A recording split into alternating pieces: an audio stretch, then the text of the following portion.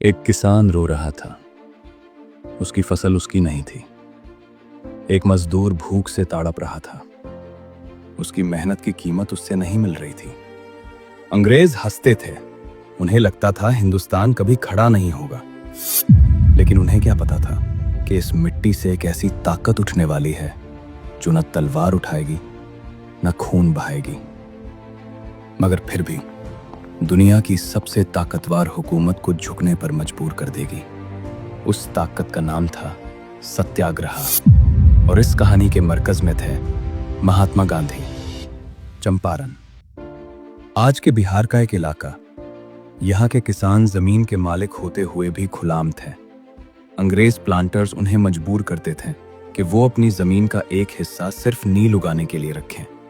इस जुल्मी सिस्टम को कहते थे तिनकाठिया प्रथा। मसला क्या था? नील की डिमांड गिर चुकी थी। किसान को नुकसान होता था, लेकिन जबरदस्ती जारी थी। अगर कोई मना करे तो जुर्माना, मार या जमीन छीन लेने की धमकी। चंपारण के किसान टूट चुके थे। एक जिद्दी किसान राजकुमार शुक्ला गांधी जी के पास गए। बर रिक्वेस्ट की, हमारा दर्द देखिए। आखिर गांधी जी मान गए। जब वो चंपारण पहुंचे, ब्रिटिश ऑफिसर्स ने तुरंत ऑर्डर दिया, आप यहां से चले जाइए। यह हुक्म कोर्ट का था, लेकिन गांधी ने मना कर दिया। उन्होंने कहा, मैं कानून का एहतराम करता हूं, लेकिन इंसाफ उससे ज्यादा जरूरी है। यह उनका पहला सिविल डिसोबीडियंस एक्ट था भारत में। लोग हैरान थे। पहली बार किसी ने अंग्रेज हुकूमत को सीधा चैलेंज किया था, बिना हिंसा के। गांधी जी ने नारे नहीं लगवाए। उन्होंने इन्वेस्टिगेशन शुरू की। हजारों किसानों के बयान लिखे, प्रूफ कलेक्ट किया, डेटा गैदर किया। ब्रिटिश गवर्नमेंट मजबूर हो गई एक इंक्वायरी कमेटी बनाने पर, और गांधी उस कमेटी का हिस्सा बने। जिस आदमी को कल तक यहां से निकलने का हुक्म दिया गया था, आज वही सरकारी कमेटी में बैठा था।